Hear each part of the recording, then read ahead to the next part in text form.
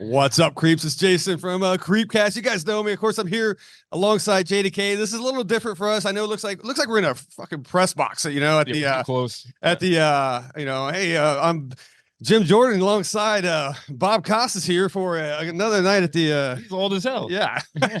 Fenway Park with the Toledo Mud Hens take on the fucking Detroit strip miners. No. Anyway, no, we're back for a Creepcast, but it's a little different because we got a new friend here, a good friend of ours, and a guy that we've watched for over a couple years almost. I've been watching this guy here on YouTube and inspired me and you a lot of times, man. It's Cody Leach, man. Cody, how you doing, dude?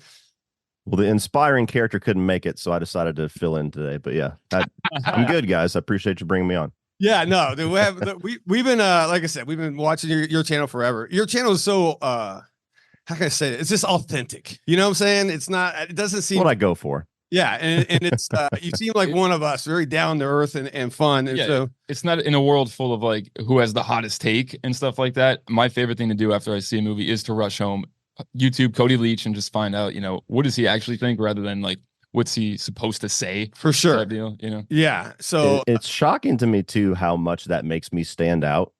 Just giving your honest thoughts. Like I say it all the time whenever I've done like a number of cons and talking about YouTube and tips and everything. And I'm like, it's shocking how authenticity is just like something that will make you stand out, where I hate to assume the worst of others, but I've seen it proven where I've talked with people even at a film festival. Hey, what do you think about it? I don't know about it. And then I see their tweet 5 minutes later and they're like, it was fucking amazing. And I'm like, hang on a second, man. But yeah. Right. Mm-hmm.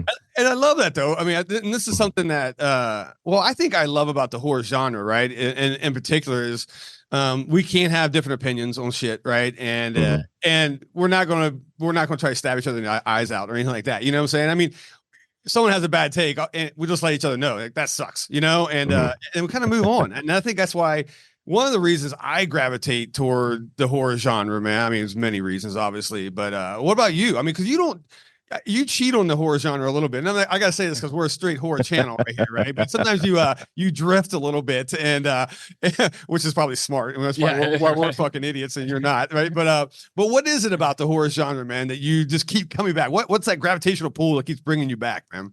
I mean, it was something that I think what drew me to it so much as a kid was that I was, what many would say, far too young to dive into horror. I was 4 years old, and suddenly I'm watching Chucky and Freddy and everything. At the time, I was actually going to a Christian school, so it was like even more forbidden. And I wasn't allowed to talk about it. And like, I was one of those kids that actually listened when I was told that, like, don't tell your teachers, don't tell the kids at school that you're watching Nightmare on Elm Street 3 before bed. Yes. And I think that made me like it more. It was like this little forbidden thing that I had to myself. And it kind of felt that way all the way through adulthood. Like I never really knew people that watched horror. I never really got to talk Chucky or Freddy or Halloween with anybody. And that was kind of what drew me when I first started YouTube. I made the mistake that everybody makes, where you just try to do everything that you've seen. I had like a movie news show and a video game news show and reviews and top tens. And my philosophy was, if I do everything, it'll be awesome. And that's like the opposite of how you succeed on YouTube. Sure. But one day I was just like, I don't know, I'm bored. Maybe I'll do a horror review series. And all of a sudden I started getting all these comments and getting all this love from the horror fans. And I'm like, holy shit, there's plenty of us out there. This is so cool. And I've always been a big metalhead too, and so like rock and metal and horror, they kind of are intertwined, but it's very, very much the same thing, where it's like you almost feel like this tight-knit community where it doesn't matter who you are, what you look like, right, where you're from, we're all just like, brothers, come in. And I just love that. And same, dude. That's we're a bunch of misfits, and that it's so funny because like my whole life I've been a misfit, right? You know what I'm saying? I was a skater punk in the '80s, or a horror punk, that everybody looked at me as like, oh my god, dude, stay away from this kid. Joined the Marines and was in a unit that was just filled with this misfit type of people, right? It was awesome. It was just extreme sport guys, that type of stuff, and it was just that was my career path. And then I retire out of there and come back to the horror genre, man. Was you kind of gravitate where you feel comfortable, and once again, whether you're talking to I don't know, someone who's acting like a dog, or you're talking to a politician, if they love horror, you guys embrace, and it's fucking awesome, man. Well, yeah. To Cody's point, and to your point about the comfort too, one of the things that initially drew me to Cody was like the music part of things too. It's one thing when like you're sharing like a love for horror, but then it's like, oh wow, this dude's a metalhead and like he's listening to a lot of the same things I'm listening to.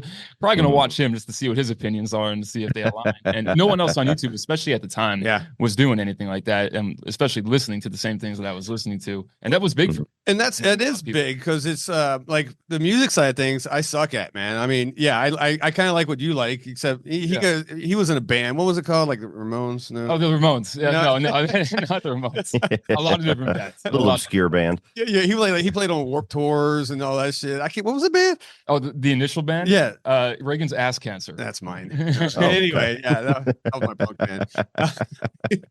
But the music side, Justin, like he does, our store soundtracks and all that stuff is like 37 hours, and people just come in to just try to steal it to find out get the soundtrack. So I didn't realize how popular that is, and then the fact that you can sit and talk to people about a soundtrack, especially when you get into your Italian stuff, man. Well, if you just think about it, right? We love the 80s slasher stuff, but when you think about that, there was like that heavy metal subgenre, right? Yeah. With the Rocktober Bloods, the Trick or Treat, the Black Roses. And those soundtracks were like the main reason you were kind of really enjoying those movies because they were pretty bad. Hack-O-Lantern, another one you love. But the soundtracks kind of made them more fun than what they probably should have been. Sure. Yeah, absolutely. Now, I don't know how if you had like a soundtrack only or, a horror music only channel, I don't know how good that would fucking do on YouTube, but what do I know? Yeah, maybe a little too niche. Maybe. Right. So you took like the leap, man. You're full time. You quit your job and jumped into that, which it's working. I mean, outside looking in, it's working. All right. It looks like, because I watch your numbers, they keep skyrocketing. Your subscriber count keeps going up and all that stuff. So that's got to be a good feeling for you that okay, I made the right choice. Bet on yourself. Yeah. Now, do you feel you made the right choice? I wish I would have made that choice sooner, honestly. Really? Like it was, it's something where, I mean, even if you asked me a month before I went full time, are you ever going to go full time? I'd be like, no. There's too many risks. When you're the head of a household, you're a husband, you're a father, especially, it's terrifying. Sure. The concept of fluctuating income. It's just like, no. Sorry. Like as miserable as my job was, I knew what I was getting paid. I knew what the minimum I was walking out of there was every single week. Sure. And so that's what kept me away from it a lot. And YouTube is ever changing. I mean, even just in the 7 years that I've been on it, there's been all these different rules and parameters and the algorithm changing. And I mean, they could wake up one day and say, we're not paying advertisement anymore. Sorry. Right. Thanks for the free content and nothing you can do about it. It'd be stupid, but stranger things have happened.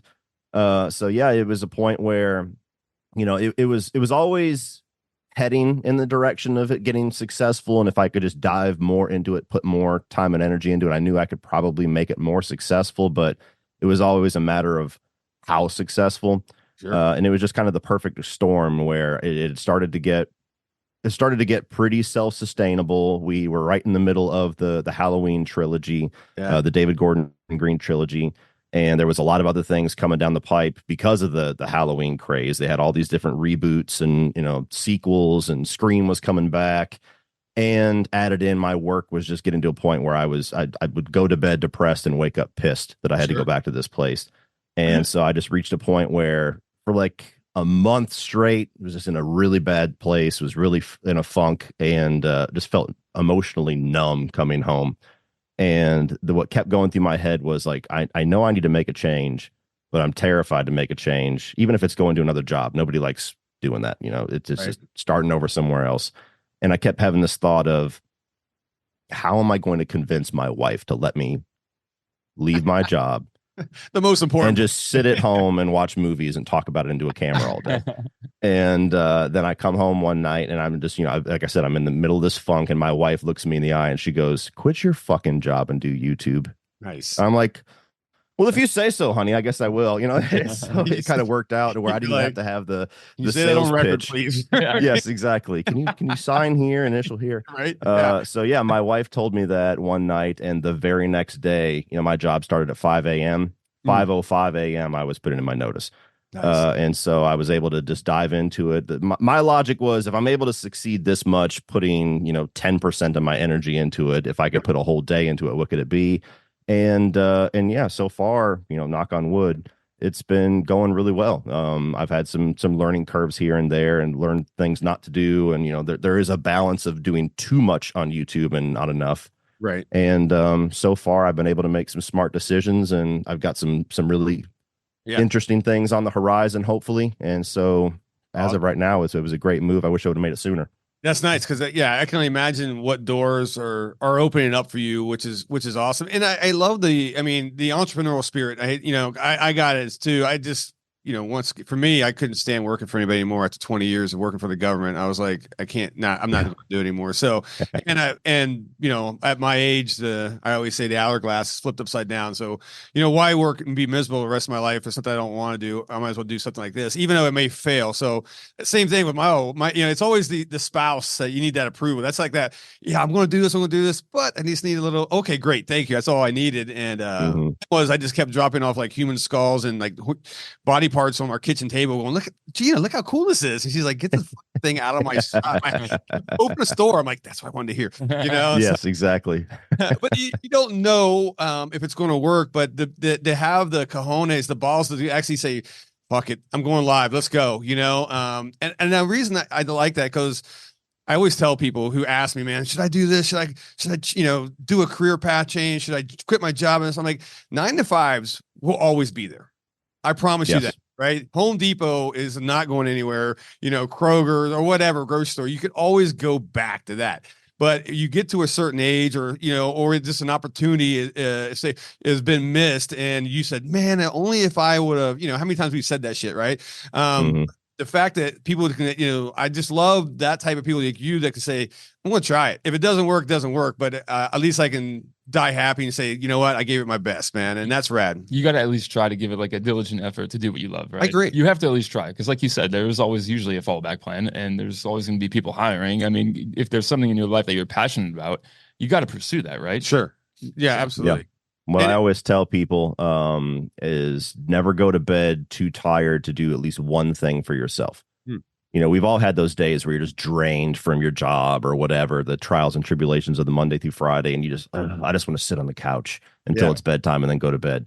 Yeah. And I always tell, I don't care if it's an email. I don't care if it's writing one note. I don't care if it's editing one video, shooting one video. Do one thing before you go to bed. That way you're always making at least some kind of a step towards your own thing. For sure. I like that. No, it's brilliant. And it's self-improvement. Just in other words, elevating to the next level. Even if it's a baby step, I think that's brilliant. At the store, we do the same thing. It's like you will sit there. The store looks great, 6,000 square feet of horror, but that to the average person walking in, to Justin and I were like, how the fuck can we make this better? How can we change this? What can be more creepier? What's that experience? Because there's nothing better when you walk in Terror Trader and you're like that look. You're like, oh shit, I didn't think it'd be like this. It's rewarding as hell. Well, that when they buy stuff, but and like I said, I feel that's like how I think you would feel after you like put blood, sweat, and tears into a video editing, and then you watch it. Oh shit, my numbers. This is double what I normally get. That's got to be that feeling like, okay, I'm doing something right here, man. And, absolutely. Yeah. And I love your fan base, by the way. Oh yeah, When we did that, if those who don't know, you guys can go back a couple of videos, and it's not hard to find on our channel. Yeah, it's like 6 people watching. But anyway, we did Cody Leach's top 25 horror movies of all time. Now, granted, this is a 3-year-old video. Because I have some questions I'll ask you, but the best is your fan base, man. I thrive off hate mail. I just eat it up. I put it on a hot dog and I eat it. It's so great. And I think my favorite one, they love you so much. They're just like, because once again, we're just having fun with your list, right? I mean, it was like a good time. People were like, how dare you guys, this and that. But the best one was the guy goes, I'm glad Cody told me about this video so I don't accidentally stumble on your channel and waste my time even more. I was like, I love that. Wasn't completely my intention, but that's pretty good. Yeah. What I liked about, I mean, there was some gentle ribbing here and there, and 3 of the picks I needed to adjust in the comments. I was like, Nightmare on Elm Street 2 is absolutely not in my top 50. We need to amend that immediately. But anyway, what I liked about it was that there was gentle ribbing, but it was like a mutual respect kind of thing. And so I got to admit, when I clicked on it, I was like, oh, fuck. Okay, here we go. I'm going to hear about what an asshole I am and what an idiot I am and how dare I. And I was like pleasantly surprised, which again, it shouldn't be that way. But I was pleasantly surprised that it wasn't. And that's why I was like, check this out. This is cool. This is how it should be.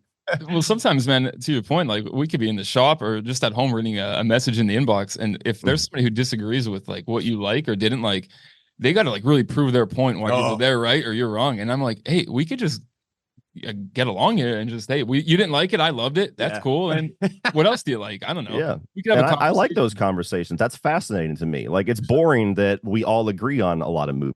It's like, you know, there's certain movies that have to be in your top because we all love them, and I like the ones that are oddballs. And it's like, why do you love that so much? That's strange. I don't even remember that movie. Or, you know, why do you dislike this thing that should absolutely be on there? Like, those are fascinating conversations to me.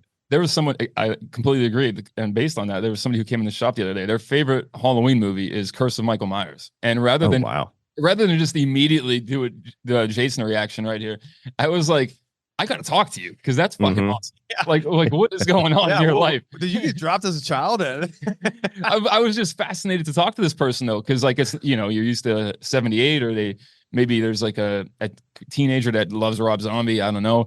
Unfortunately, that answer is kind of frequent here. But yeah, like I was very fascinated. Curse of Michael Myers. I was like, we need to talk. Yeah, that's something that and you know what? But that's cool. Someone's got to like that film, right? Someone's got to dig that thing, man. And if not, I mean, and this is what this, like I said, I love our genre. I love our fan base. I love our customer base. It's just rad. These people are insane. They're nuts, and they're rabid as hell. Like they will support you to the end, you know, in the name of horror. And I fucking love that, you know. And but yeah, it was cool. Like I remember after we did the video, I think we had Joe Bob here that day or something. Yeah.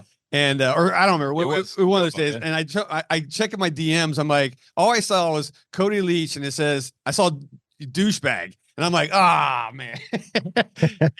Yes, we did this thing. But it was funny. You're like, hey, I don't have to be a douchebag, but you know, you gave us a compliment. I appreciate that. I was like, I like your guys' list or I like your commentary or whatever. It's funny. So that meant a lot, man. Thank you so much. And like I said, for checking out, you know, people like us, and just we're on there having fun, man. I think that's the key. I mean, is that what it is? So that being said, I know this is a full-time job. I know this, but I mean, you're still having fun, right? You're this is something that you wake up and you're like, I can't believe I'm doing this for a living, right? I mean, yeah, I mean, I'd have to be slapped to complain, honestly. Like there's times where it feels like work. You know, there's movies that I don't want to go see where I feel like I have to. I mean, like I didn't want to walk into Winnie the Pooh, Blood and Honey last year, but I was like, I'm going to get 10,000 comments asking why I'm not covering this. And I'm not covering the sequel, by the way, if anybody's asking. Nonetheless, there's times where it really feels like work, where it's like, oh, I wish I could talk about the things that I love. Or, you know, there's frustrations that come along with YouTube and how things work. You know, there's negativity thrives on YouTube, and sometimes I try to shift that a little bit. But I know if I'm, you know, flipping off Madam Web, it's going to be a hit video that month. Right. And so there's things that you know, every job has its ups and downs. But I mean, yeah, I get to wake up. It doesn't even feel like work. You know, what's that phrase? If you get to do what you love every day, it doesn't feel like work, or work never feels like work. I mean, it's awesome. Yeah, we feel the same way. I mean, I'm right way, same way. We're peddling horror all day at the shop. That I don't know if you've seen Interiors of Terror Trader, but it's a fun thing. But I love that people can come here, or same. I'm sure people go to your channel to get away from the stresses of normal life, right? We see here at our store all the time. People come in, they're just like, I've had the shittiest day.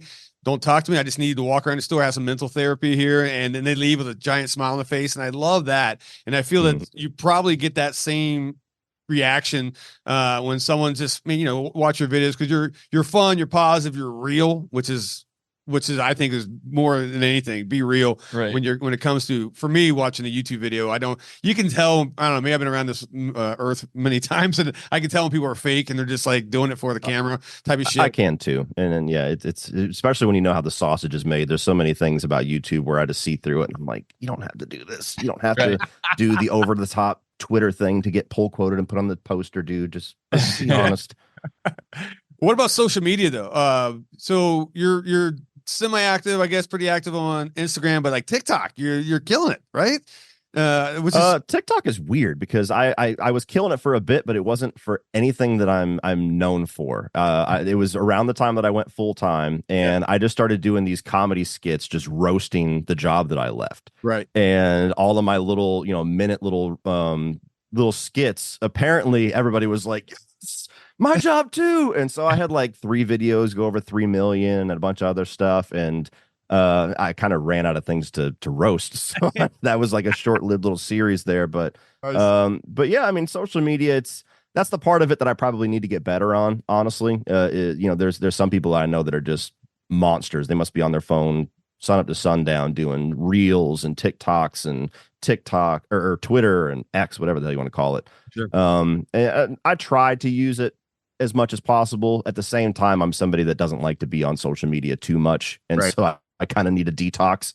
So that probably hinders me a little bit. But yeah, with the way that content is kind of shifted gears seemingly with the rise of TikTok, and now the short form content is really kind of projected and the one that everybody wants, and then even the rise of that has kind of started to shift backwards, where YouTube has started doing YouTube shorts and they were really promoting that, and now they're kind of shifting back towards long form. So that's what I mean with this. It's chaos. It's always ever changing, and you can never succeed just doing one thing. You always got to kind of figure out what waves to ride and which ones to kind of buckle down and wait for the trend to kill.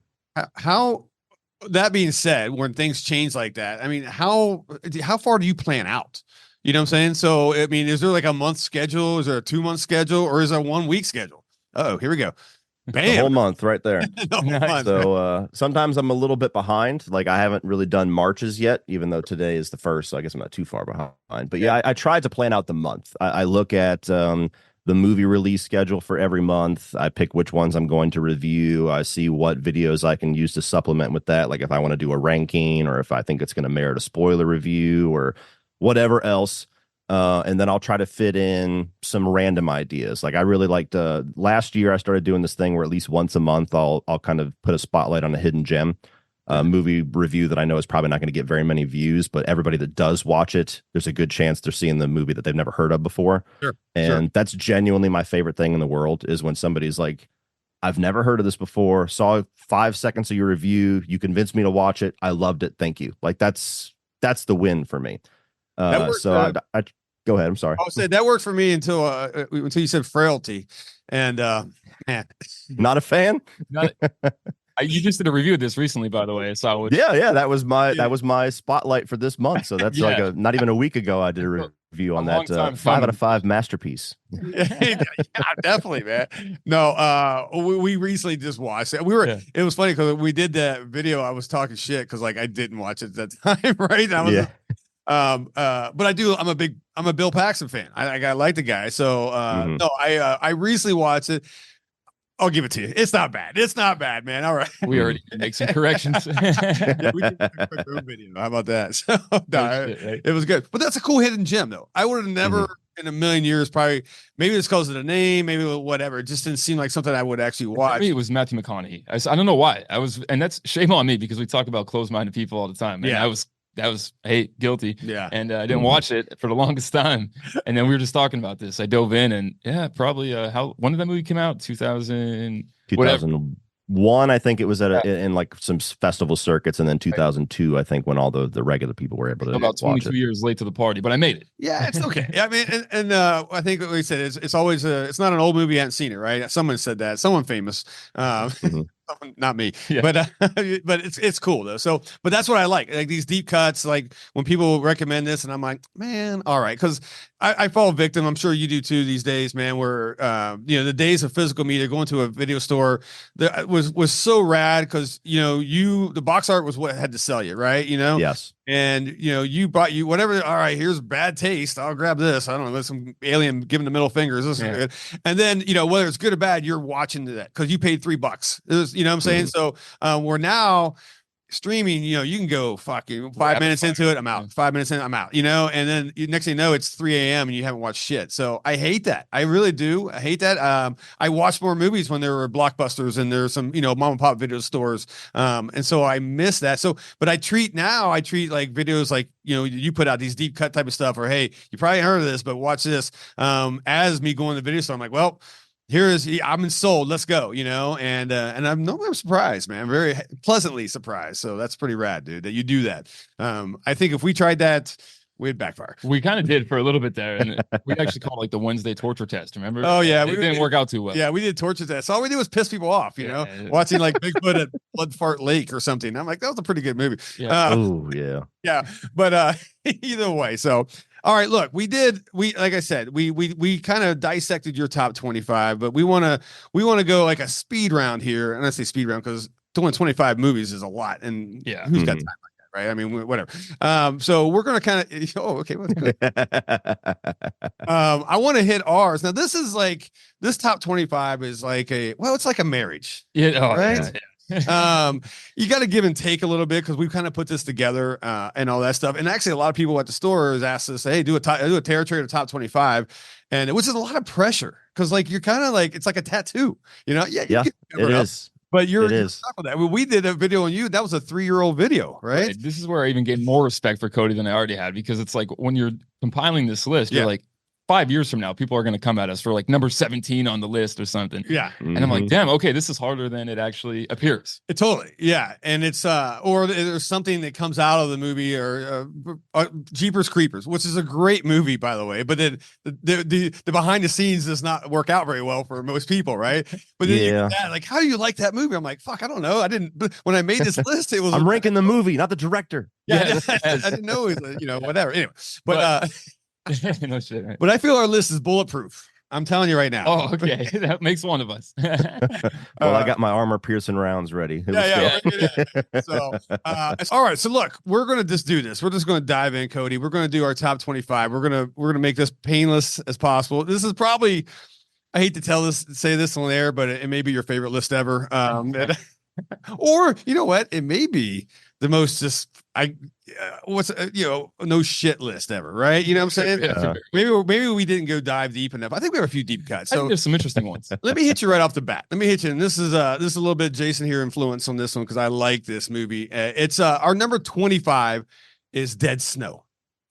Yeah. I love it. I expect more reactions like that from Cody over here. Well, per your conversation on VHS covers in the golden age, that's all I know about this movie is the cover. I've never actually seen it. But you say it and I get the image of the poster. So I would tell people all the time, there's nothing scarier than Nazi zombies, man. All right. Mm-hmm. And you go back, God, there's been a few movies like that probably in the 70s that would exploit this Nazi zombie thing or whatever. But Dead Snow, I think it was shot out of let's just say Sweden. Let's just say something, one of those type of movies or places. Cold and snowy, right? Maybe Norway. I don't know. But they definitely combine that blood red and that white snow, and that's the great contrast. And then you put these terrifying Nazi zombies in this, and a little bit of humor. Believe it or not, it's very campy. Yeah, very fun. I recommend it to everybody. I tell people all the time, if you haven't seen it, I promise you, Cody, you're going to come back when they go, shit, all right, that wasn't a bad movie. That was pretty fun, man. So, but you're not going to find Dead Snow on a lot of top 25 lists. I think it's just no, and that's what I like though. I like when top whatevers are customized. It doesn't feel like Hollywood Reporter just shit it out and they don't actually watch horror films. Well, so that's awesome. Well, yeah. Jason, you mentioned like it's like a marriage, right? So number 24 is kind of Jason had to have the this name on this list. Number 24, we Puppet Master. So I think and you blew it. So Jason, I mean, this is your bag, buddy. This is like what you grew up on. The theme song's my ringtone. It is your ringtone. If you ever want to summon Jason throughout the day, like you can't find him. If you just play the Puppet Master theme song, miraculously he just comes like levitating out. I'm telling you. But yeah, this is a underrated film. Let me throw out there. Yeah. Once again, now look, I know there's 14 of these in the series, right?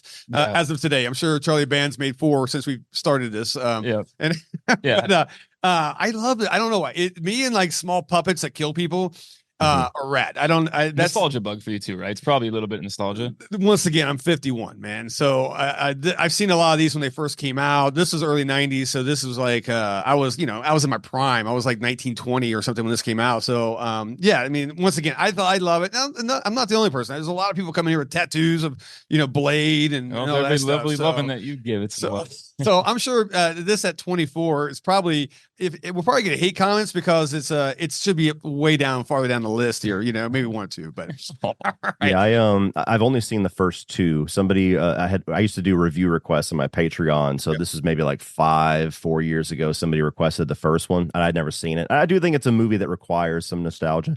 Sure. And there's plenty of those. I got those on my list, and so I watched it, and wasn't for me. And then everybody that on the comments are like, okay, you didn't like this one, but you got to watch 2. 2 is where it really kicks in. And then so fast forward maybe 4 years after that, a buddy of mine at the job that I left, he's like, here, I want you to watch this. And lo and behold, Puppet Master 2. I was like, you were the one that left that fucking comment, weren't you?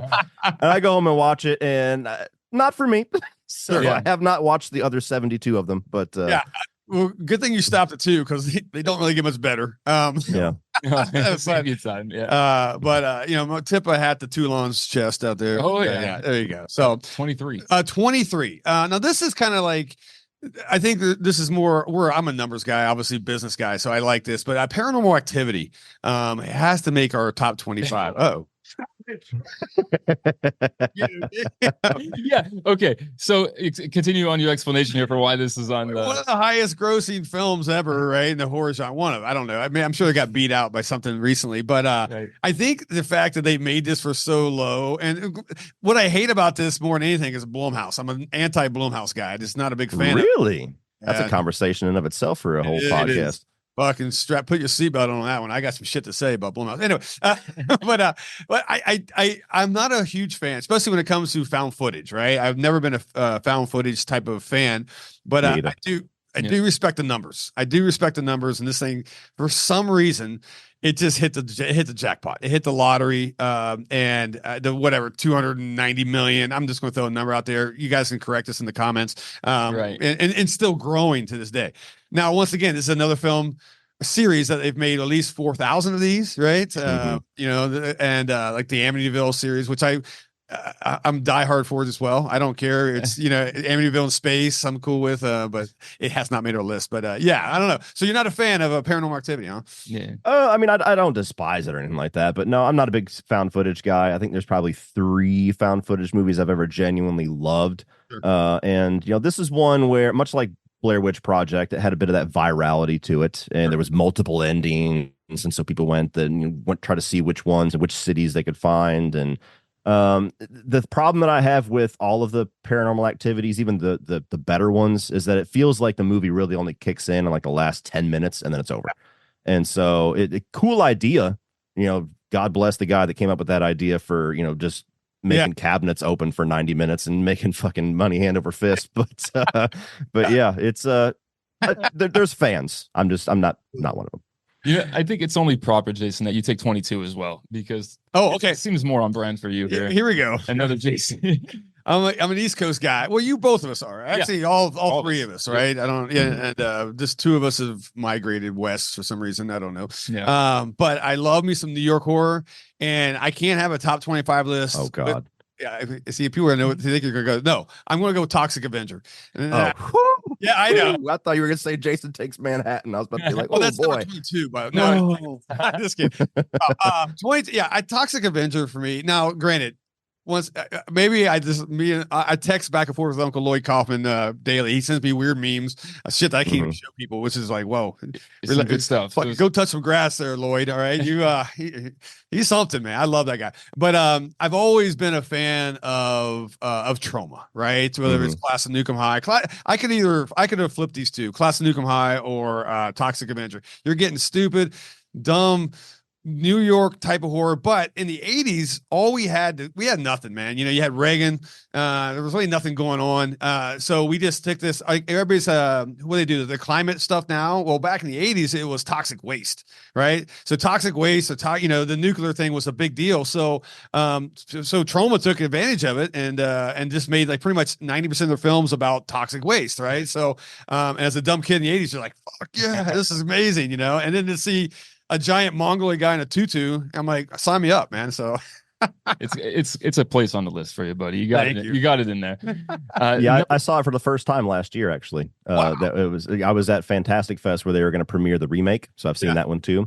And I was like, well, me and my buddy Sean, who we go to these festivals with, I stay at his house. We're like, we gotta at least watch the original first, know what we're walking into. And I don't have much experience with Trauma. I didn't expect to like it because I know it's one of those things where it's like the appeal of it is how intentionally or maybe even unintentionally bad it is. Yes. And I was surprised how much I kind of got into it. Like there's something about how sanitized things have got nowadays to have something that's just so crass and so like over the top offensive with that. I was like, hell yeah. All right. I'm up for it. So I liked it.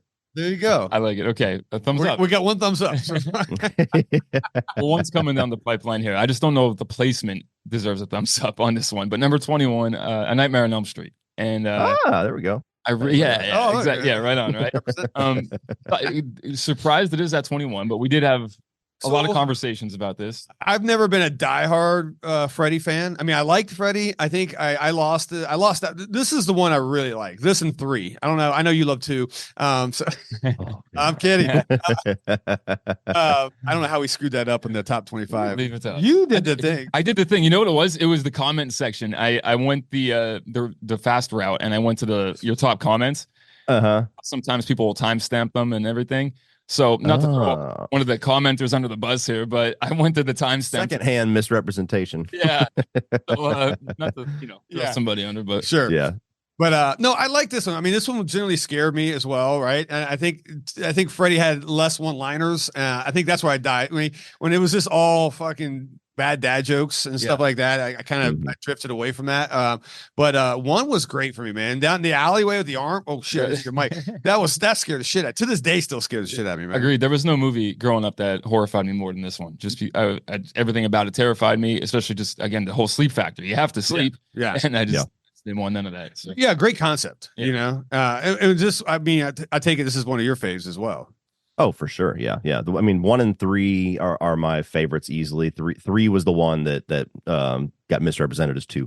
But Dream Warriors has always been a little. I think the style of it, the docking and stuff like that, has always just barely pushed it over the edge. But I mean, 1 and 3, you're hard pressed to get better Nightmare on Elm Street out of a movie than those 2.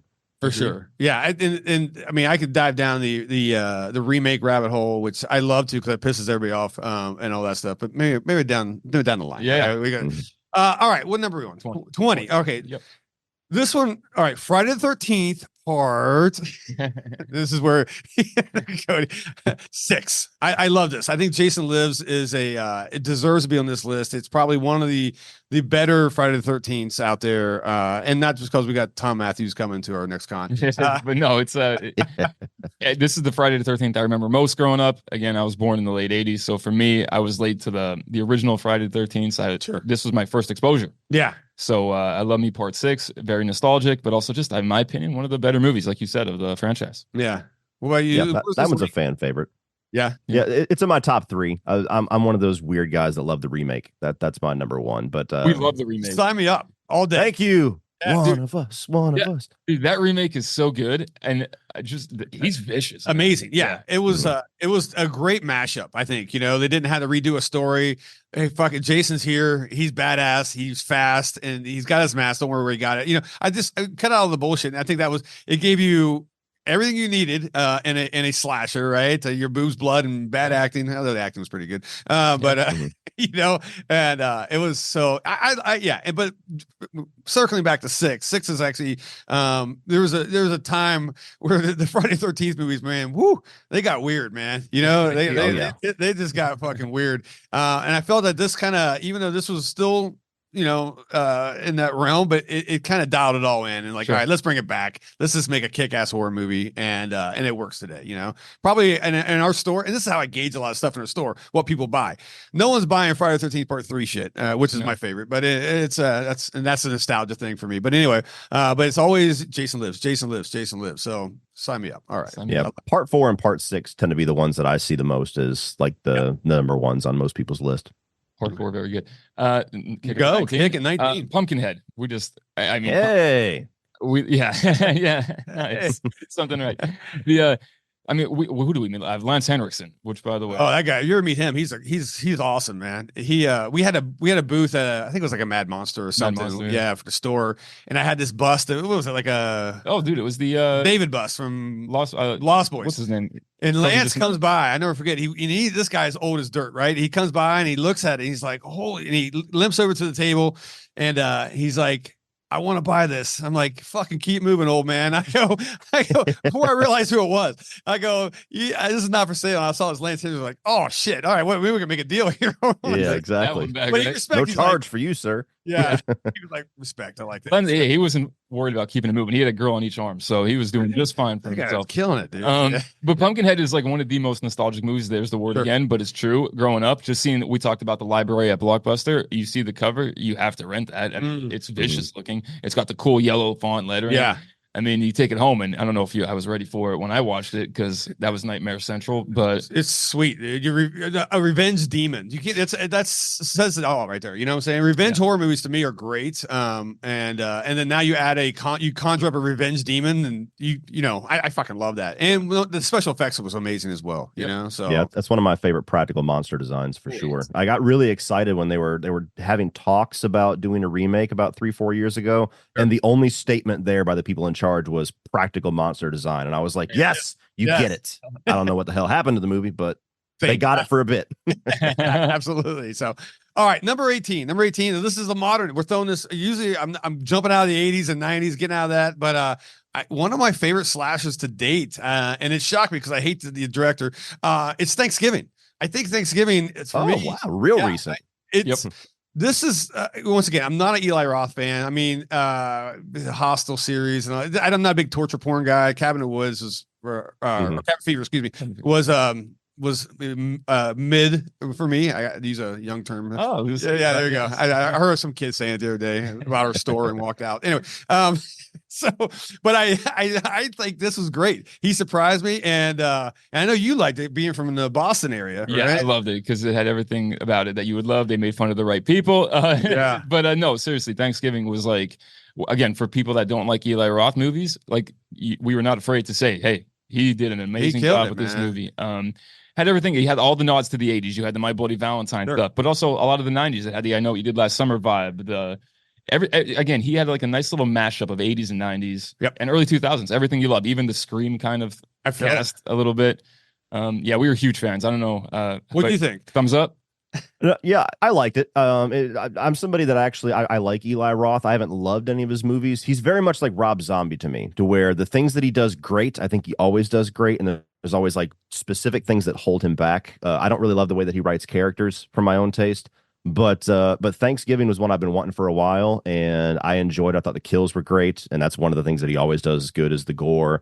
I actually liked kind of the simple design of John Carver, and it was just the characters that kind of threw me off a little bit, and I was a little bummed with the ultimate reveal, the identity as well as even more so the motivation of the killer. I was like, I felt like you had something more clever that was already being set up in the movie, but I was excited that it was successful. I love the fact that he's already greenlit a sequel. So, I feel like he's able to stay true to Eli Roth, but get a little bit more mainstream value there. So that's cool. You can totally tell a professional reviewer, and then just I just like people dying. This is why we're not breasts, blood, knife, good. Yeah, this is why it's just why I work behind a counter somewhere. Yeah. All right, number 17. This is arguably one of my favorite slashers of all time, but it falls at 17. It's The Prowler. This is probably one of the first slashers I saw that.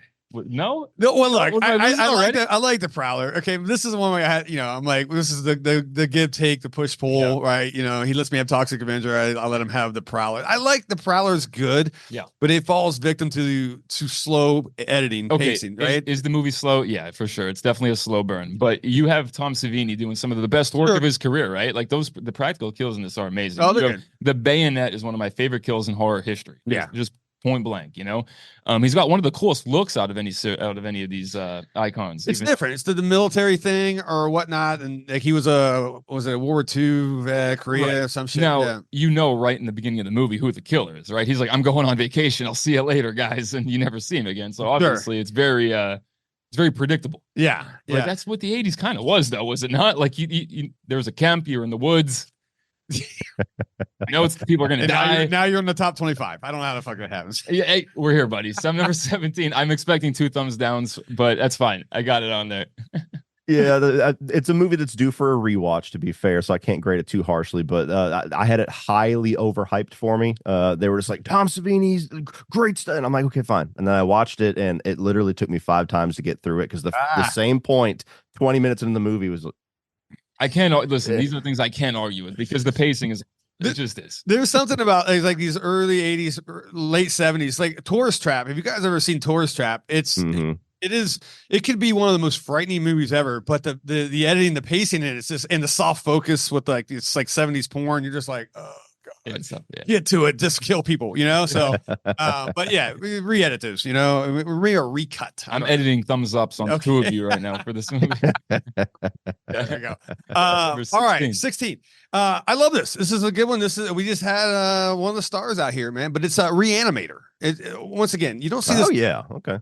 It doesn't hit a lot of top 25 lists and all that stuff, but I mean, Reanimator is just it was a mind, just, I don't know what you want to call it, man. Smorgasbord of just wild shit, right? That and Barbara. Yeah, you know, Barbara Crampton. Barbara Crampton. I was going to do at our last con. Thank God I didn't. Yeah, we were going to do.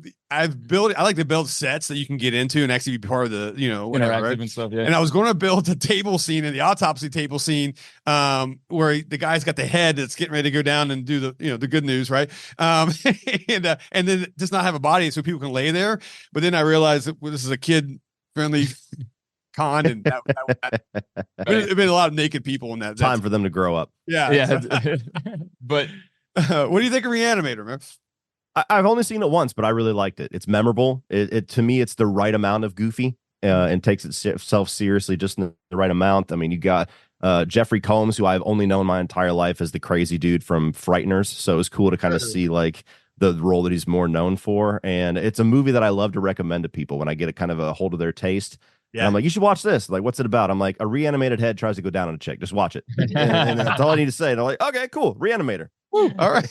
I'm going to actually plagiarize that and use that as my selling point. All right. Number 15. We got to agree here. This is Poltergeist. This is a win all the way around, right? Which one? Poltergeist? Oh, Poltergeist Part 1. The 80s Poltergeist. There we go. Okay. I can't believe they actually remade this, by the way.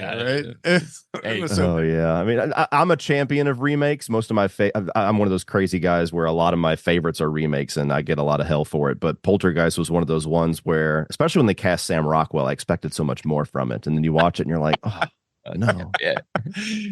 This is a childhood favorite of mine, and even today, man, this is something like I call a gateway drug type of movie.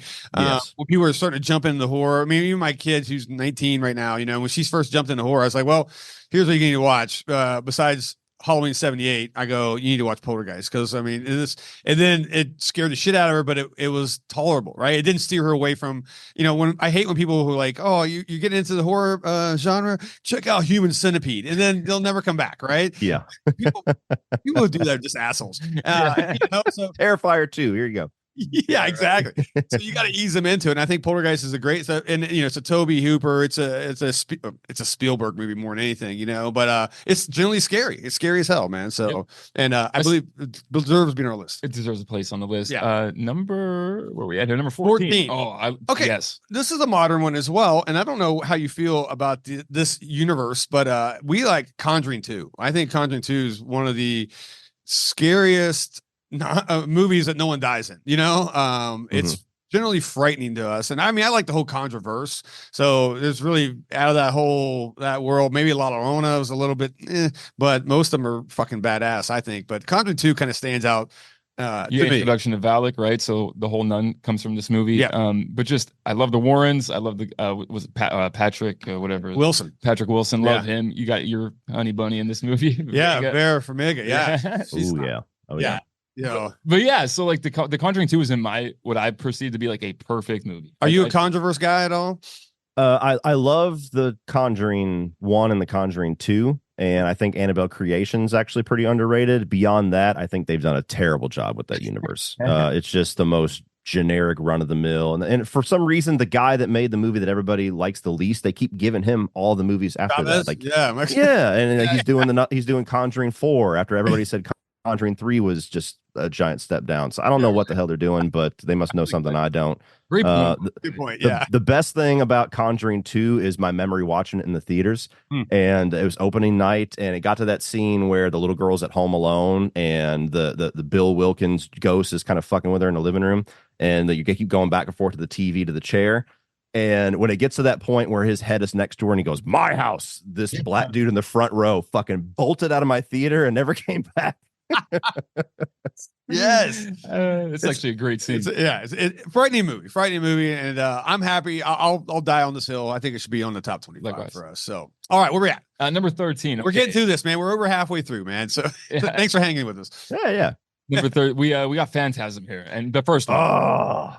We love us. There we go. Can we get mixed emotions on it? People, I mean, we both love it, man. We're diehards. I mean, you come in our store, there's a giant bust, tall man bust as soon as you get in there, and which people are like, "Oh, why do you have Joe Biden on your rack?" I'm like, "Oh my god, dude! I've actually kicked someone out of my store." Yeah, I did that. Fucking go. But Phantasm, what a perfect midnight spook show. I always say, right? This is what I remember would be on late nights, whatever, 3 a.m. I shouldn't be up watching TV or whatever. And when this would pop on, and you just see the tall man and how they actually dressed him with shorter clothes just to make him even look bigger and bigger, right? Angus Scrimm, man, rest in peace, dude. I think he's dead. Yeah. Right? Okay. Yeah, he's dead. Yeah. So. Yeah, he died before the fifth one came out, which is probably a good thing for his memory. Were they in the fifth one? They were in like a nursing home together, right? It was the battle between Reggie and the tall man, which is awesome, by the way. So love me some Reggie, buddy. Yeah, Phantasm's fun though. All right, I love Phantasm 1 and 2. I get fun out of 3 and 4. I don't. 5 is its own thing, but 1 and 2 are some of my favorites. I was raised on those, and it's funny, like you say, mixed reactions. I always get the same thing. Like I'll tell somebody to watch the first one, and I'll always put the caveat on, but if it's not quite for you, at least watch the second one, because that one probably is going to be. And I'm always a little bit more charmed by people that love the first one, where I'm like, okay, cool, you can watch the rest of them then. Midnight movies, though. It is. Great. Yeah, it's fun. You can't go wrong with this, man. So you were at 12. And I'm really excited that you get this one. All right, I protest this one. I got a big sign outside.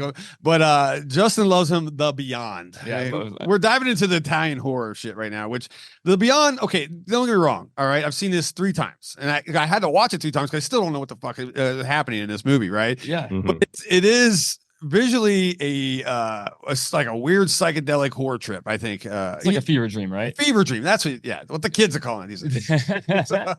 But no, I was so huge Fulci fan. I think this movie was like my introduction at the time to his work, and of course the movie didn't make sense to me. It was like its own world. But from what I loved most about it was the atmosphere he was creating that no one at the time that I saw was making, which was just this dreadful, like, just disastrous like world where you have no hope from the minute this movie starts. Everything's everyone's gonna die. It's gonna be like the worst of the worst, and you get some really gnarly kills, which is what kind of Fulci's known for, right? He's got those really. He's trying to sell it to me again. It ain't fucking working. I already know where you stand. Which, by the way, this was your pick of the week a couple months ago. I do remember. But and this is where you get like these incredible soundtracks too. You get his work. I may have been inebriated when I wrote that. Maybe a little bit. Which hey, that helps.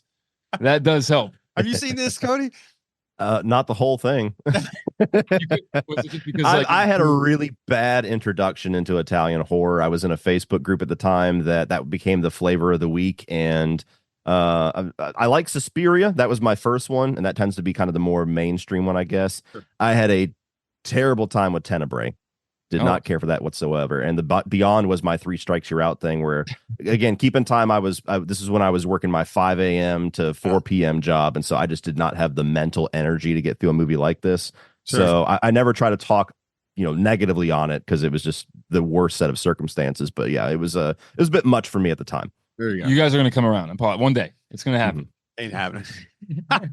All right. Number 11. Now, arguably the best zombie movie ever made, right? The first zombie movie that they actually ate brains, and I'm talking about Return of the Living Dead. I I fucking love this. Is my favorite zombie movie, and of course that's why I introduced it as one of the best.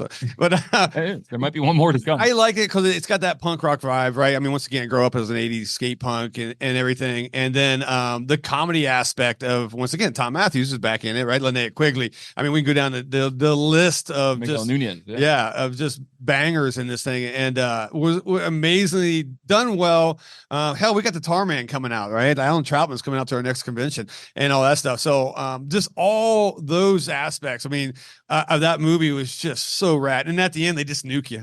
Fuck it, Tennessee's dead or whatever it is, right? Or Nashville, and that's how they get rid of it. That's just so rad, dude. So I think I love this movie. To the day I die, I'll die on this hill. Can't knock it. You mentioned Gateway earlier when we are talking about Poltergeist. I think the same deal here with Return of the Living Dead. This movie, if I'm trying to get somebody into the horror genre, this is probably one of those movies I'm going to show them. It's kind of got everything. Yes. Great soundtrack, great cast, great acting, just fun. It's a party movie. You can bring alcohol to a friend's house, watch it. A party movie is a great idea. That is awesome. Are you a friend of this movie? It's a fun one. I'm due for a rewatch. You know, it wasn't something that shot to the top of mine. My favorite zombie film of all time is the Dawn of the Dead remake. I just like the intense ones, fast zombies even, which is also kind of a point of controversy, but I had fun with it when I watched it. I like the scene where you get the zombies, send more paramedics. And that's pretty funny. So that's great. So, and Linnea Quigley naked. Anyway, so call it like I see it. We're getting all right. Top 10. We're going top 10. We made it. All right. This is a gateway for me. This is what got me to my very first VHS that I got out of the Video Barn. If those who watch this channel know, and probably tell me shut the fuck up. Yeah. But Texas Chainsaw Massacre, OG, right? 74. So this right here, like I said, when I got this, I went home, put it in my VHS machine. Everybody called it a VCR back in the day, and watched it by myself in a basement. And at about 11 years old, and I'm like, what the fuck? This is the best feelings I've ever had. The worst and the best feelings I've ever had in my life. So it hooked me. And I think is it a great film? I don't know. Is it just dreadful and just dirty? I just love that aspect about it, right? And once again, it gave something. I don't consider this a slasher. This is more of a cannibal family, weird, right. I don't know. Once again, I grew up in the backwoods of West Virginia, so I've seen a lot of these families. Yeah. So but I passed by a lot of houses that looked straight out of the movie when I used to do construction work, and I had to go to all these little undeveloped areas. I used to always film it and be like, oh, someone's dying in there. Yes, dude. So I think it has to be on everybody's list or somebody's list, right? I mean, this is not one that you're going gateway, but it is low hanging fruit, right? Yep. And this is the problem with the top 10, top 25 list. You're going to have those, of course, you're going to put this in or whatever, Sure. But I think but our number 9, which may shock a lot of people, I think is a better film, but in the same series, and it's Texas Chainsaw Massacre 2. This is what I think. This is same again. I judge everything off my kid, right? She wasn't a horror fan, but I made her a horror fan. But if I told her, hey, watch Texas Chainsaw Massacre as her 3rd or 4th film, she's gonna be like, God damn, I don't know about that, But I said, watch part 2, and she starts laughing. She has some fun. She gets a little bit more fun Leatherface, he's a horny Leatherface, which is, who doesn't like that, right? And everything. And of course, Caroline Williams, the ultimate final girl, if you ask me. Yep. Yeah, I like the second one. I had fun with that one. I always think that it's odd that Toby Hooper thought the first one was a comedy. I think that got way lost in translation. But the second one I have fun with. I think that Bill Moseley's a trip. You got Dennis Hopper coming in there with the dual chainsaws. It's the most fun Texas Chainsaw movie, and that's not a word you can use to describe really any of them, but the second one. So amazing. All right, number 8. Where you at? Number 8. We just spent a whole month on this movie, but My Bloody Valentine, the original. Yeah. Love us some Harry Warden. I think I could speak for you on this one. We're huge fans. Huge fans. When talking about slashers, this is in our top 3, I think, right? You definitely, in a very underrated film, right? And this is one where I actually love the remake. I love this, man. I think it's done well. I'm a sucker for 3D. Especially not good 3D. I don't care if it's good or bad. I just want to see Tom Atkins get his jaw ripped out, and I want it coming at me in the screen. Yeah. You get that. 100%. So, but yeah, I think Harry Warden is one of the actual as a slasher. icon, very underrated, right? He's shadowed by all the rest of Jason's, the Michaels and all that stuff, but he's fast. And look, I know people who worked in mines. They're fucking crazy. All right. So, they got that black lung, so don't mess with Harry Warden, man. Yeah, that's another one that's due for a rewatch for me. I really enjoy the remake too. I think that's one of the few 3D movies where like the fact that the 3D doesn't hold up is almost like part of the charm. Yeah. So I agree with you. I think that Harry Warden's a badass look as far as the look of a killer. I think there was some really good kills. I don't remember loving the ultimate reveal at the end of it, but it's been years since I've seen it. Sure. Yeah, give it a rewatch. Refresh. I think it was and that's how the more you age, and that's something we did a podcast on recently was what we liked 15 years ago compared to now, man. Just taste, everything changes, right? So there's movies that I would die for back in the 90s. I'm like, what? Who the hell's who's watching? All right. So anyway, number seven. Nice. This is you announced this. All right, whatever. Zombie, right? Was it 78? 79. 79 Zombie, right? This is kind of like the Italian swan song, right? Italian horror swan song, and rightfully so. It's a fun. I think the cover of this is just what got everybody once again. But that's what sticks in my brain. Again, I've never seen the film, but I know the cover. Yeah, right. Well, you get the gnarly eye splinter scene, which there is some cringe, like, I don't know if I can use that word right, but scenes you're just like, God, yeah, there's some hardcore scenes in there. But it's weird because like Italians would come over to New York and they would shoot a horror film, but then instead of using American actors, they use Italian actors, but they shoot it in Manhattan. There's like an infatuation with New York City. I think so. I'm not sure exactly what it is. I've even watched a goddamn documentary and I still can't figure it out. There's no knowledge about anything this man's ever done. But I think you'd be a fan. You're a fan of this movie, right? Oh, I am. And like I said, this is where I go back to where box art was king, right? I saw that was weird zombie with it's not great makeup, but then you got like maggots and worms coming in your eyes, and you're like, fuck it, that's $3. Give it to me. I'll take this, and this is why I like this movie to that point. It's not a favorite, by the way, but it's I'm tipping my cap to Fulci, and well, I'm just glad the zombie walked to number 7 on this list. Yes, yeah. So. All right, six. Now this is, I think, a very underrated film, and it's Exorcist Believer. So I'm just kidding. I know I just want to I was about to say there must be a lot of compromise in this marriage. Right? As we just talked about takes before, like really big takes. OG 1973 Exorcist. That's at my birth year. That tells you how fucking old I am. To this day, not too many 70s movies or even any 80s movies really scare me, but to this day this one still will grip you if you're watching the right mood, the right atmosphere, and by yourself, forget it, man. It's over.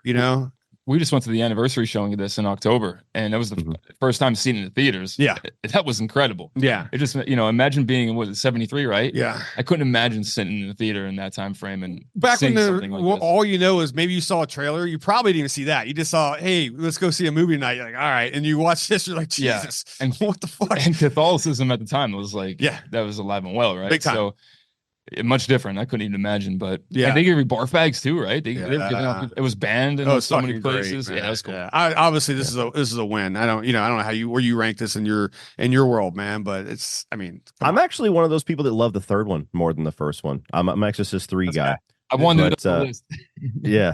Exorcist 3 is my favorite. I do really appreciate the first one though. It was one that I think it took me years to really get into it because as a kid I was oversold this because I was never really scared by horror films. Right. Even as 4 or 5 I just always thought they were cool. And so I was like craving, like, what all these people telling stories about being traumatized. Like, when's the movie going to do that for me? And this was one that people like my dad and my uncle were like, okay, you think you're bad? Watch this one. Right. And I watched it and I was like, not that big of a deal, bro. Like, that's kind of what my lasting memory was of it until I was like in my 30s trying to watch it. Yeah, it's I don't know. I think it's a solid one, and the fact that they destroyed that franchise now, if you ask me, thank you, David Gordon Green and Blumhouse. Hence my love for Blumhouse. All right, so this is top 5, right? We're in 5 now. Yeah. Okay, number 5. Yeah, you have to throw the 78 Halloween in here. Let's just do it, right? You don't have to. I didn't. Fuck the rules. Yeah, there you go. Yeah, that's what I'm talking about, right? I throw this in here because I said it earlier, the gateway drug into horror, man. This is a safe bet. You know what I'm saying? Because you get what you need out of a slasher, and it's not scary. I don't think I was never scared watching this, but I think it oozes in an atmosphere. Especially coming from a place where we don't feel it here because October in Arizona, it's still 100 degrees and there's no trees. So you don't get the leaves on the ground, all that stuff. But I love the atmosphere in an old school Haddonfield, feel and all that stuff. And then just an eerie slasher type of just monster. You know what I'm saying? A killer that's coming out there, and not only that, PJ Soul's naked. I've said it a lot of times. I'm sorry. I won't. Anything you like? Yeah, right. Have you ever met PJ Souls, man? Another just sweetheart, one of the nicest people in the world that gives the best fan service. She will sit there and hang out with you, hug you, take 10,000 pictures. Just an incredible woman, man. Very Felissa-like. Yeah, very Felissa-like. Yeah, so definitely. So yeah, we're putting that number 5, man. Why not, man? So, all right, number 4. We're going from serious to fucking serious right now. These are guaranteed wins right here, man. Sticking with John Carpenter, right? We're gonna go with The Thing at number 4. Right. And I mean, we talk about perfect movies. This is pretty much as perfect as it gets, right? Right. Absolutely. The practical effects, the soundtrack, the casting, the acting. I mean, pretty much everything. The writing. Yeah. I mean, this is be approved upon. I agree. I mean, I think this is what, Cody, you can agree with us too, I imagine, because how do you shoot holes in this movie, right? I mean, it is just phenomenal, and you got Kurt Russell, right? Kurt Russell, happy birthday to our buddy yesterday. What's his birthday? Who was damn. Okay. I'll think Kurt Russell's birthday. Yeah, no. Maybe it is. I don't know. I'm a diehard Snake Plissken guy, right? So Escape from New York was always a fun, just amazing movie, me growing up, you know what I'm saying, with the eye patch and get a new president, that type of shit, right? And then to see him and McCready in this movie is phenomenal, dude. Keith David, by the way, happy birthday. There we go. Oh, Keith David. Who the hell's that? Yeah, I just met him. I just met him at MegaCon, and so just about a month ago. And I got him a picture or signed a picture from The Thing, and I told him, I said, The Thing is my number 1 horror film of all time. And he said, oh, really? And he was signing it. I said, yeah. I said, it's one of those movies where if I find out somebody hasn't seen it, I strap him to a chair like Clockwork Orange, and he started laughing. So I was like, it was like a bucket list. I'm like, I made Keith David laugh. Bitches. That's awesome. No, that's that. And so, that's awesome. Oh yeah. All right, good. Diving down. Number three, and we're going OG on this. I believe Evil Dead, right? Yeah. Evil Dead is just not only what a frightening movie, but what it's done to the horror genre, right? I don't think there's a bad movie in this whole series, honestly. I would agree. Yeah, I mean, even Evil Dead Rise, I went into Evil Dead Rise just like the angry old man, like, what do you mean the Necronomicon's in L.A.? And then I left there going, shit, they sold me, man. That was a fun movie, man, But you go, give me Back to the Cabin in the Woods, man. Give me that I think shot on probably 16 millimeter and whatever, just that shitty, grimy stop motion animation look of just the gore and all that, dude. Wow. And, and Broke Barrier. I mean, you did shit like the tree rape scene was just like, what the fuck? Right? What are you doing? It's so crazy, man. If you ever get a chance, look at, I think you can go on YouTube and see it. I think it's called Within the Woods. And it's like the 30-minute short that Raimi made to kind of like get funding for Evil Dead.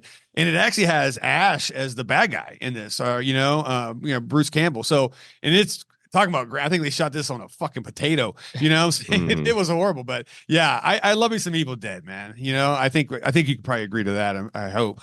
Yeah, my favorite's the Fede Alvarez one. But it's funny. Evil Dead, I've had a funny relationship with. It took me a long time to kind of warm up to it.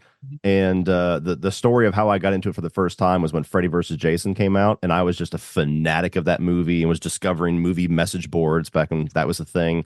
Yeah. And everybody kept saying the next one should have Ash. And I was like, what the hell's this Ash guy? And so I rented Evil Dead 1, Evil Dead 2. And the very next day I went back to the message boards, and my only response was, did a chick just get raped by a tree? And like that's what I took away from the first one. But I love how grimy and how like guerrilla it is. One's kind of it's risen the ranks in my ranking over the years, because every time I rewatch them, something about that one I just appreciate more and more. Oh, for sure. Sam Raimi and Bruce Campbell together. It's like one of my favorite pairings. It's a dynamic duo. You can't go wrong with that, man. All right.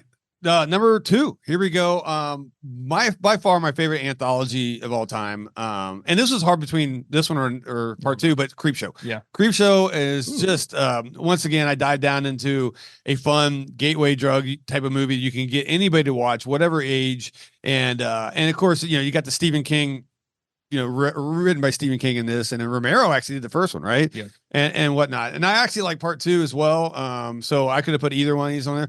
To me, it's a guarantee. If it's on TV, I'm turning it on, just letting it in the background. I can have fun with that thing. And I also grew up reading EC comics. I'm not that old, reprints and shit like that, right? And I just love that old, just these short stories in the back, and it's always about some graveyard ghoul coming out, bringing someone back down into the earth or whatever. So fun stuff. I mean, and just talk about Fluffy. Let's talk about Nate. All the characters they build out of Creepshow. Super rad, man. Very cool. This is one that I get in trouble for not having seen. I agree on that. Yeah. I had somebody who's a fan of the channel got tired of hearing me say that every time Creepshow was brought up, and they sent me the Blu-ray like a month ago. Nice. So I think I'm going to be pressured to watch it and probably review it at some point this year. My wish list is going to be a Cody Leach. I can't wait for that one too. I will. I'll be the first guy watching that. You'll trust me. You'll have fun with this, man.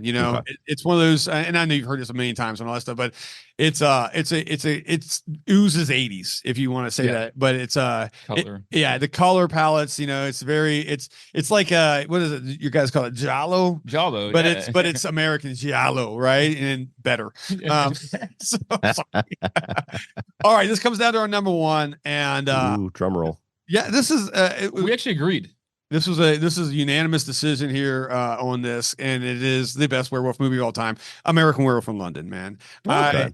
Yeah, I cannot not like this movie for everything this thing's done. But obviously, it won those little trophies. What they call those? An Oscar or something. The award. Yeah, some Rick Baker made. The king. Yeah, he got a trophy for making a really good werewolf. But I think the comedy aspect in this thing was amazing between Jack and and just trying to get him. You got to kill yourself, right? Come on, man. Look, I'm looking like shit here. But this to talk about, it circles back.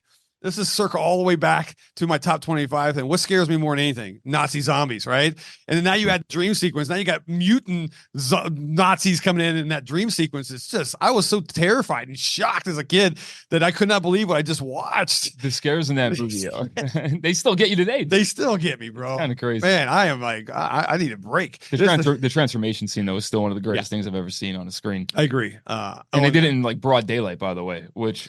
good luck as an effects artist, right? Yeah. Not being able to use like shadows or anything. Yeah, just a bright ass apartment, and you're going to do this incredible transformation scene and all that stuff. That was great. So one that you felt watching it, right? Yeah. Like it hurt. It did. For sure. So are you a fan of American Werewolf in London?